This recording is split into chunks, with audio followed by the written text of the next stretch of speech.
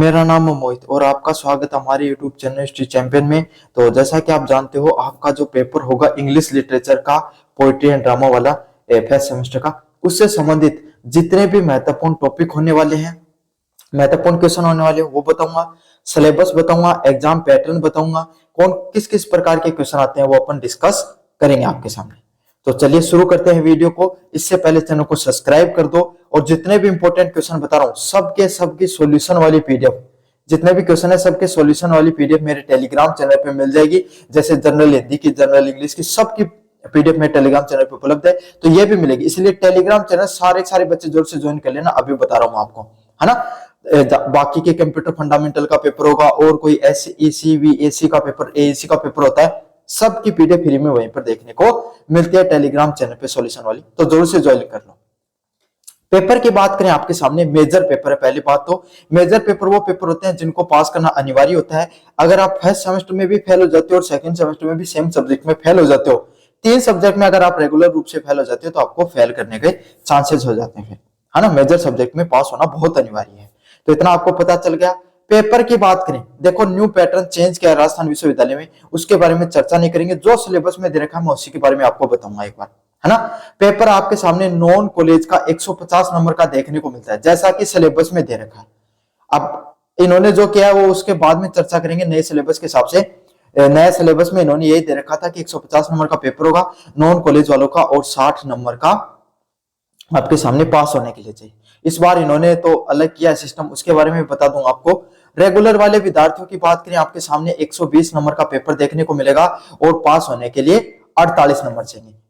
Syllabus डाला गया, पिछला जो पैटर्न था उसके साथ तो यही चल रहा था, लेकिन अभी इन्होंने अपना थोड़ा सिलेबस में बदलाव किया, जिसमें नॉन कॉलेज और रेगुलर वालों का पेपर सेम आ रहा है। जिसमें 100 नंबर का पेपर होता है तो आपको 40 अंक उसमें पास होने के लिए चाहिए। कितने अंक चाहिए आपको?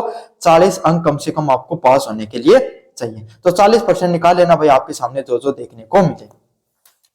पेपर के पैटर्न की बात करूं तो पेपर का पैटर्न कुछ इस प्रकार से रहता है। सेक्शन ए आता है आपके सामने, उसमें प्रश्न आते हैं वेरी शॉर्ट टाइप क्वेश्चन। किस प्रकार के प्रश्न? अति लघुतरात्मक प्रश्न जिनको बोला जाता है। तो आपके 4 यूनिट हैं, चारों यूनिट से छोटे छोटे प्रश्न जो आपको निकलते हैं। मुख्यतः तो उनमें से कौन सा प्रश्न देखने को मिलेगा? जितनी आपके सामने कुछ 14 कविताएं हैं, सारे के सारों का राइटर याद कर लेना। 3 प्रश्न तो राइटर से संबंधित आएगा, अभी बता देता हूं आपको, अच्छे से याद कर लेना भाई, है ना। 3% तो वो फिक्स है एकदम आने। अच्छा, वेरी शॉर्ट टाइप क्वेश्चन आपके हो गए। 10% देखने को मिलेंगे, 10 में से 10 के 10 प्रश्नों को करना अनिवार्य होता है। इसमें सबसे मोस्ट इंपोर्टेंट बताऊं तो राइटर के नाम याद कर लेना। 2 से 3% तो ऐसे कैसे देखने को मिलेंगे, बाकी यूट्यूब चैनल पे वीडियो भी आती रहेंगी। फिर बात करें, आपके सामने आपके सामने देखने को मिलती है क्या? आपके सामने जो व्याख्याएं देखने को मिलती है, पैराग्राफ राइटिंग जिनको बोला जाता है, पैराग्राफ, है ना। स्टेंजा राइटिंग भी काफी बार बोला जाता है, स्टेंजा राइटिंग बोल सकते हो, उनका वो देखने को मिलती है। तो आपके सामने यूनिट 2, यूनिट 3 और यूनिट 4, इनसे कुल कितने परसेंट देखने को मिलेंगे भाई? 3 यूनिट से 4% देखने को मिलेंगे और अथवा में आएंगे। मतलब एक जैसे पर्सन नंबर 2, 3, 4, ये समझ लो, ये भी समझ लो आपके सामने पर्सन 2, 3, 4 और 5 नंबर पर्सन, है ना। 1% तो आपके सामने इतने लोग उत्तरात्मक वाले 10 आएंगे, ए बी सी डी बन कैसे, है ना। फिर पर्सन 2, 3, 4, 5 नंबर पर्सन है, वो कैसे देखने को मिलेगा? उसका देखने को मिलेगा यूनिट नंबर 2, 3, 4 से व्याख्या का प्रश्न आएगा। हर आपके सामने अथवा में आएगा, मतलब पर्सन नंबर 2 में अथवा में 2 प्रश्न आएंगे, उसमें से एक आपको व्याख्या करनी होती है। समझ में आ गया। और फिर आपके सामने बात करें, लॉन्ग टाइप क्वेश्चन आते हैं। किस प्रकार के प्रश्न आते हैं? लॉन्ग टाइप क्वेश्चन आते हैं। प्रत्येक यूनिट से 2-2 प्रश्न आते हैं। इस प्रकार से कुल 8 प्रश्न होते हैं, उनमें से कुल 4 प्रश्नों को आपको करना पड़ता है। तो आपको व्याख्या भी करनी है, उन सभी चैप्टर को अच्छे से याद करना है, क्वेश्चन आंसर भी याद करने हैं और आपको वेरी शॉर्ट टाइप क्वेश्चंस भी याद करने हैं। समझ में आ गया। ये कुछ आपका सिलेबस का पूरा पैटर्न रहता है। अब आपके सामने अपन चर्चा करेंगे सिलेबस की, फिर चर्चा करेंगे इंपॉर्टेंट क्वेश्चंस की। समझ में आ गया। सॉल्यूशन इसी यूट्यूब चैनल पे आपको देखने को मिल जाएंगे। सिलेबस के बारे में चर्चा करें तो यूनिट नंबर 1 है, इसमें कौन कौन से प्रश्न देखने को मिल रहे हैं? History of English literature. किससे संबंधित प्रश्न है भाई? History of English literature from 350 to 1660। मतलब जो इंग्लिश इंग्लिश साहित्य है उसका क्या इतिहास रहा 1350 से लेकर 1650 तक, उससे संबंधित प्रश्न देखने को मिलते हैं। उसमें सामाजिक, उसमें राजनीतिक, उसमें सांस्कृतिक आपके सामने बैकग्राउंड से प्रश्न आते हैं। मेजर लिटरेसी मूवमेंट मतलब मुख्य साहित्यिक आपके सामने क्रांतियां कौन सी हुई, कौन सा वो आपके सामने कैरेक्टरिस्टिक, कौन कौन सी वो आपके सामने मुख्य विशेषताएं रही उस काल की, उससे संबंधित प्रश्न देखने को मिलते हैं। Major writer and their word मतलब कुछ कौन से आपके सामने मुख्य लेखक रहे, उनके द्वारा क्या क्या कार्य किए गए, उससे संबंधित आपके सामने प्रश्न देखने को मिलते हैं। यूनिट नंबर 2 की बात करें आपके सामने, जहां पर विलियम शेक्सपियर का जो राइटिंग है, a consolation the triumph and do soul and body, तो ये इससे संबंधित प्रश्न देखने को मिलते हैं। फ्रांसिस बेनोट का प्रश्न है on the Tom's in the Westminster एबे, तो फ्रांसिस बेनमाउंट का आपके सामने जो प्रश्न होता है टॉम्स इन वेस्टमिनिस्टर एबे से संबंधित प्रश्न देखने को मिलता है। बेन जॉनसन का जो आपके सामने द नोबल नेचर से संबंधित आपके सामने जो कहानी है वो देखने को मिलती है। जॉन फ्लेचर की मेलनचोली से संबंधित आपके सामने कहानी है मेलनकोली की। जॉन डोनी की आपके सामने डेथ बी नॉट प्राउड से संबंधित आपके सामने प्रश्न देखने को मिलते हैं। अगले वाला है एंड्रू मार्वल की बात करें, उनके द्वारा द गार्डन से संबंधित प्रश्न देखने को मिलते हैं। जे मोल्टन के द्वारा ऑन इज ब्लाइंडनेस से संबंधित प्रश्न देखने को मिलते हैं। यूनिट नंबर 3 की बात करें, उसमें the golden treasury of Indian Anglican poetry V K जो गोकाक है उनके द्वारा आपके सामने देखने को मिलते हैं। विवेकानंद के द कप देखने को मिलता है आपके सामने यूनिट नंबर 3 में। हेनरी एल डोराजियो के द्वारा to the people of the Hindu college the harp of Indian से संबंधित प्रश्न देखने को मिलते हैं। तोरू दत्त के द्वारा लक्ष्मण और कोशियन ट्री इससे संबंधित प्रश्न देखने को मिलते हैं। और सावश्री चंद्र दत्त के द्वारा शिवाजी इंडिया से संबंधित प्रश्न देखने को मिलते हैं। तो ये आपके सामने सारे के सारे इंपॉर्टेंट सिलेबस है। अगले वाले बात करें आपके सामने विलियम शेक्सपियर की ट्वेल्थ नाइट से संबंधित प्रश्न देखने को मिलते हैं और टैगोर के जो द पोस्ट ऑफिस से संबंधित प्रश्न देखने को मिलते हैं।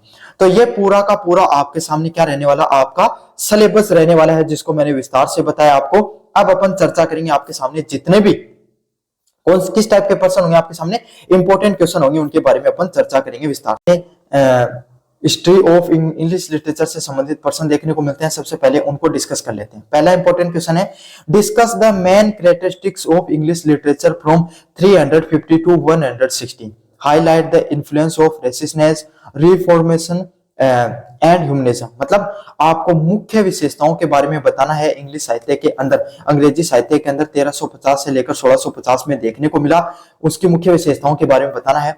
हाईलाइट करना, आपको क्या चीजों पर आपको जोर देना है, जो आपके सामने जो समाज में बदलाव देखने को मिला, मानवीकरण किस तरीके से देखने को मिला, और जो अलग अलग प्रकार की राजनीतिक जो बदलाव देखने को मिले, उसका इंग्लिश साहित्य पे, अंग्रेजी साहित्य पे क्या प्रभाव पड़ा, इससे संबंधित आपको प्रश्न बताना है। काफी ज्यादा मोस्ट इंपोर्टेंट प्रश्न है।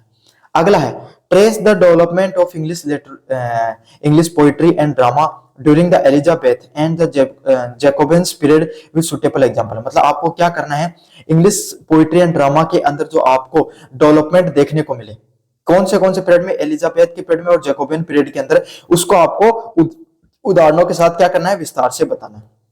समझ में आकर किस तरीके से डेवलपमेंट देखने को मिलते हैं इंग्लिश साहित्य के अंदर, इंग्लिश ड्रामा के अंदर, उससे संबंधित एलिजाबेथ का जो पीरियड होता है और जैकोबिन पीरियड को उदाहरणों के साथ आपको बताना है। काफी ज्यादा मोस्ट इंपोर्टेंट क्वेश्चन है। अगले वाले आपके सामने बात करें, जो यूनिट नंबर 2 है, जिसमें आपके सामने जो कौन से इंपॉर्टेंट क्वेश्चन है। Explain the subject matter and the moral significance of Shakespeare's poem a consolation. मतलब आपको सब्जेक्ट मैटर बताना है आपके सामने, मतलब क्या मुख्य विषय पे केंद्रित की गई आपके सामने, जो विलियम शेक्सपियर के द्वारा जो आपके सामने राइटिंग की गई ए कंसोलेशन, उसके बारे में बताना है। मोरल सिग्निफिकेंस बताना है। मोरल सिग्निफिकेंस मतलब आपके सामने नैतिकता के ऊपर आपके सामने क्या महत्व, नैतिक महत्व क्या आपके सामने इस कहानी का, उसके बारे में आपको विस्तार से बताना है।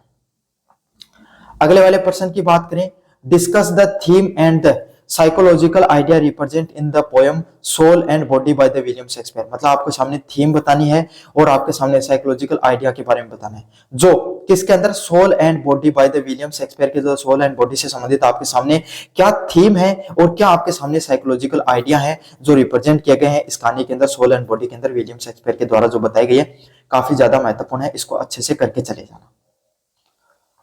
चलिए, discuss the central theme of death and human period, मतलब आपको केंद्रित विषय के बारे में बताना है, मृत्यु और जो इंसानी जो आपके सामने जो गर्व की भावना होती है उसके ऊपर जॉन डोए सोनेट के द्वारा डेथ बी नॉट प्राउड से संबंधित, डेथ बी नॉट प्राउड से संबंधित आपके सामने जो सेंट्रल थीम और डेथ की जो ह्यूमन प्राइड होती है उसके ऊपर आपको विस्तार से बताना है। काफी ज्यादा महत्वपूर्ण पर्सन है, अच्छे से करके चले जाना, आपको ये पर्सन जरूर से देखने को मिलेगा यूनिट नंबर 3 से।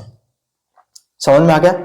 चलिए, explain the theme of melancholy are represented by the John Fletcher poem melancholy, मतलब आपको मेलनचोली की जो कहानी है उसमें जॉन फ्लेचर के द्वारा क्या मुख्य पॉइंट बताए गए उसको आपको विस्तार से बताना है। समझ में आए क्या थीम थी आपके सामने मेलनचोली की कहानी के जो जॉन फ्लेचर के द्वारा रिप्रेजेंट की गई? काफी ज्यादा मोस्ट इंपोर्टेंट पर्सन है, अच्छे से करना है इसको। अगले वाला पर्सन है आपके सामने कौन सा? Right a critical appreciation of Andrew Marvel, मतलब आपको सामने क्रिटिकल एप्रिसिएशन जो एंड्रू मार्वल के द्वारा poem the thought in the garden में दिया गया उसका आपको आलोचनात्मक प्रशंसा करनी है, मतलब आपको सामने प्रशंसा भी करनी है लेकिन उसमें क्या क्या कमियां रही उसकी आलोचना भी आपको साथ साथ करनी है। काफी ज्यादा महत्वपूर्ण पर्सन है, अच्छे से कर लेना। What does the line "They also serve who stand and wait" reveal about the Milton life, faith and philosophical, मतलब ये जो लाइन है "They also serve who stand and wait", मतलब जो आपके सामने वो इस चीज को भी आपके सामने सर्व करती है, जो लोग खड़े रहते हैं और इस चीज का वेट करते हैं। मिल्टन की जो जिंदगी है और उसकी कैसे साइकोलॉजी पर फेथ था उसके बारे में आपको बताना है। कौन सी कहानी थी? से ऑन इज ब्लाइंडनेस से आपको ये सब चीजें बतानी है। तो आपके सामने पूरे के पूरे इंपॉर्टेंट क्वेश्चन है, अच्छे से करके चले जाना। यही पर्सन आपको मुख्यतः देखने को मिलेंगे। चैनल को जोर से सब्सक्राइब कर देना, वीडियो को जोर से लाइक कर देना। धन्यवाद।